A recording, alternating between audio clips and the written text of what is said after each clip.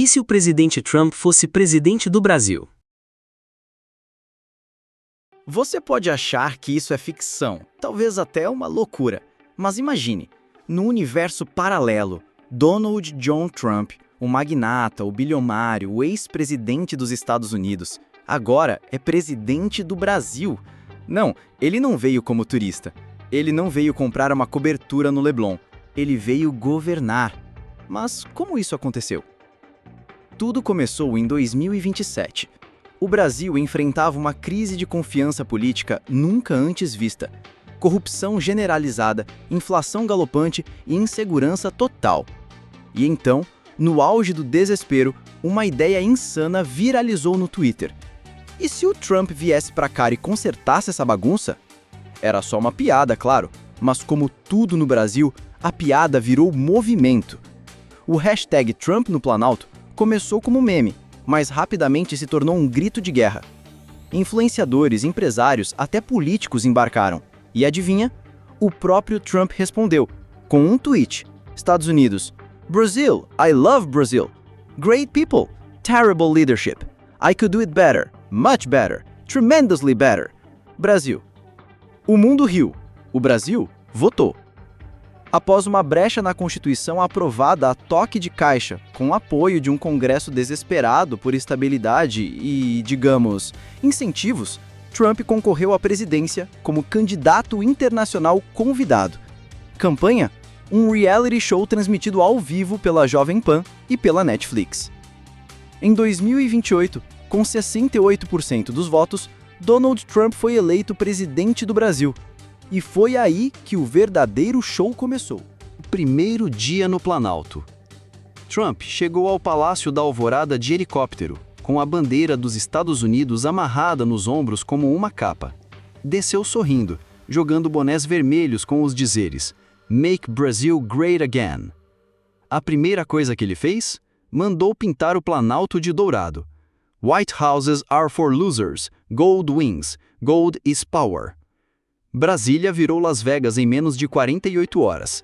Ele trocou o Supremo Tribunal Federal por uma espécie de reality jurídico transmitido no horário nobre. Você está demitido, ministro. Sim, com direito à votação popular. Mas Trump tinha uma meta clara: transformar o Brasil no país mais rico do mundo em 4 anos. Como? Os planos mirabolantes do Trump brasileiro. Muro na fronteira com a Venezuela. Eles não vão mandar mais ninguém pra cá, vão pagar pelo muro. Ou manda o exército brasileiro com tanques e tweets. Amazonas. Amazônia Trump Corporation. A floresta virou uma marca. Turismo de selva com resort 5 estrelas no meio do mato. Slogans como "Durma com as onças em cama king size" tomaram o país. A nova moeda, Trumpzil. Esquece o real. Agora era uma criptomoeda atrelada à cotação do hambúrguer do McDonald's. Copa do Mundo permanente no Brasil. Por que só a cada 4 anos? Aqui é festa, aqui é futebol, aqui é business. Copa anual. Patrocínio Trump Football Club. O caos. Funcionava? Inacreditavelmente, por um tempo, funcionava. O dólar despencou, o turismo explodiu, o PIB cresceu 12% no primeiro ano. Empresários amavam, celebridades o idolatravam. O Brasil era a capa da Time. O novo império tropical e seu imperador laranja. Mas claro, nem tudo eram caipirinhas e confetes. A oposição tupiniquim. O Congresso, acostumado a mandar por trás dos panos, começou a se incomodar. Afinal, Trump não lia nada, não assinava nada, só fazia decretos via TikTok. A oposição crescia com memes, vídeos de reações no YouTube e marchas silenciosas lideradas por ex-BBBs com PhDs em política. A Globo, que tentou ignorá-lo, acabou virando alvo direto. Fake news, Rede Globo, Globo lixo, CNN brasileira agora é oficial. E o pior, Lula e Bolsonaro se uniram para tirá-lo do poder. Sim, você leu certo. Eles criaram uma aliança secreta chamada Frente Democrática Lula-Naro contra o Império Laranja. Mas Trump estava preparado. A lei do bombasticão. No terceiro ano de governo, Trump aprovou a Lei do Bombasticão, uma reforma que permitia que ele dissolvesse o Congresso com uma única frase no Twitter. E ele usou, ao vivo, no meio do carnaval. Congress is over. I'm the Congressman. Brazil loves me. Believe me. No dia seguinte, políticos foram recebidos com portas trancadas. Em seus lugares, Trump colocou influenciadores digitais, empresários de reality shows e um papagaio que só repetia: "Vota sim, porra!" E o povo? O povo gostava? Essa é a parte mais insana. O povo brasileiro estava dividido. Metade achava Trump um gênio, melhor que qualquer político daqui. A outra metade achava que o Brasil tinha virado um episódio mal dirigido de The Office. Mas ninguém podia negar. Ele colocava o Brasil no mapa. Literalmente, Nova York agora tinha uma avenida chamada Brazilian Trump Way. O Cristo Redentor foi patrocinado pela Tesla. O samba virou patrimônio global, graças a Elon Musk. E quando tudo parecia impossível de ficar mais maluco, a Guerra Tropical. O Império de Trump balança. Ano 2031. 3 anos de governo Trump no Brasil. E o que começou como um show de horrores estava agora se transformando em um circo em chamas. Literalmente. Mas vamos por partes. O dia em que a Amazônia pegou fogo. E de propósito. Tudo começou com o Plano Verde e Dourado, uma ideia maluca lançada por Trump numa coletiva de imprensa ao lado de Neymar e Anitta. Vamos fazer da Amazônia a Disneylândia da América do Sul, com tirolesas sobre jacarés, parques temáticos, selva controlada por inteligência artificial. Chamei o Elon Musk pessoalmente. Ele já está imprimindo árvores em 3D. O plano incluía derrubar 20% da floresta, substituir por florestas inteligentes, patrocinadas por Starbucks e Coca-Cola, criar o parque Trump Amazon Adventure, com mascotes como Boto Laranja e Capivara Capitalista. Mas o que ele não esperava era que o Plano Verde provocaria a maior revolta ambiental da história moderna. Grupos indígenas, ativistas, ONGs, biólogos e até Leonardo DiCaprio marcharam contra o governo. Os memes invadiram o mundo. Hashtag Save the Amazon from Trump. Em resposta, Trump fez o que sabia fazer melhor. Dobrou a aposta. Se vocês querem floresta, criem a de vocês. Essa aqui agora é da iniciativa privada. No mês seguinte, um incêndio, de origem misteriosa, tomou conta de milhares de hectares da Amazônia. Trump negou tudo. Mentira da imprensa comunista. Isso é só fumaça da queima de hambúrgueres. Mas o mundo reagiu. Pesado. Sanções, embargos e invasão? A ONU declarou o Brasil sob intervenção diplomática emergencial. A União Europeia cortou relações comerciais. Os SA, agora sob presidência de Alexandre Ocasio-Cortez, classificaram Trump como ameaça ambiental global. O dólar disparou. O Trump Zil derreteu. O McDonald's fechou as portas no Brasil em protesto.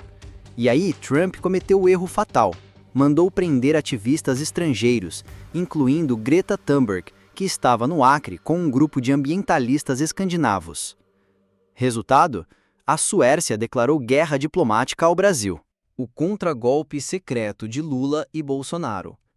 Enquanto o país virava um campo de batalha internacional, à frente Lula-Naros se reunia nas sombras. Os dois ex-presidentes, que antes se odiavam, agora tinham um objetivo em comum: derrubar Trump. A base deles? Um bunker subterrâneo em Curitiba chamado Operação Impeachment 2.0. Lula coordenava os contatos políticos e internacionais. Bolsonaro cuidava das tropas leais infiltradas nas Forças Armadas. E, para a surpresa de todos, os dois passaram a se respeitar. Lula: Nunca pensei que diria isso, Jair, mas você pelo menos é brasileiro. Bolsonaro. E você pelo menos sabe fazer aliança. Bora tirar esse gringo do nosso quintal. Eles sabiam que só tinham uma chance, e ela tinha data, 7 de setembro de 2031. O plano? Tomar Brasília em plena parada cívica, quando Trump faria um discurso ao vivo para o mundo. A Batalha de Brasília. O 7 de setembro chegou. Milhares de pessoas vestindo camisas com MBGA, Make Brazil Great Again, encheram a esplanada. Trump apareceu montado em um jumento, vestido como Dom Pedro I, gritando "Independência ou Trumpendência!". Ele começou seu discurso, mas, de repente, o som caiu, as luzes apagaram. Drones sobrevoaram o céu com a hashtag Fora Trump. E dos céus, uma tropa de paraquedistas desceu com bandeiras do Brasil real. Liderados por ninguém menos que Lula e Bolsonaro, lado a lado. A multidão ficou em choque. As redes sociais explodiram. O TikTok travou. Trump tentou fugir pelo subsolo do Planalto, mas foi interceptado por um batalhão de jagunços treinados por ex-seguranças do Rock in Rio. Após uma breve troca de tiros de paintball, sim, paintball, porque os militares não queriam sangue no feriado, Trump foi capturado. A última cena transmitida ao vivo. Trump sendo levado preso, dizendo: "Fake impeachment, fake country, eu sou o melhor presidente que esse lugar já teve." E o depois, o dia em que o Brasil acordou. Nos dias que se seguiram, o Congresso foi restaurado. A Constituição foi reimpressa em papel reciclado. E um novo presidente foi eleito por votação popular emergencial. Padre Fábio de Mello. Aclamado como figura neutra, espiritual e engraçada, ele prometeu um Brasil mais leve, mais unido e sem delírios megalomaníacos. Seu primeiro ato? Rebatizar o país para República Federativa do Brasil, de novo. E o povo brasileiro? Como sempre, sobreviveu. Com memes, churrasco, samba e aquela resiliência tropical que nenhum Império Laranja consegue apagar. E a pergunta que fica até hoje é: o Trump foi o pior ou o melhor presidente que o Brasil já teve? Depende de quem você pergunta, mas uma coisa é certa: nunca mais olharíamos para um boné vermelho do mesmo jeito. O futuro depois do laranja. Brasil 2040. Ano 2040. O Brasil é outro. Quase uma década se passou desde a queda do governo Trump. A poeira abaixou. A floresta quase se recuperou. O povo voltou a respirar sem medo de decretos transmitidos pelo Quai. Mas o que aconteceu com os protagonistas desse surto coletivo tropical? Trump, A resposta? o ex-imperador tropical. Prepare-se. Após ser deportado e banido de concorrer em qualquer eleição global, graças à nova Convenção de Sanidade Política da ONU, Donald Trump se aposentou. Hoje vive em uma ilha artificial no meio do Oceano Pacífico chamada Trumplantis, onde só toca Frank Sinatra e funk carioca remixado.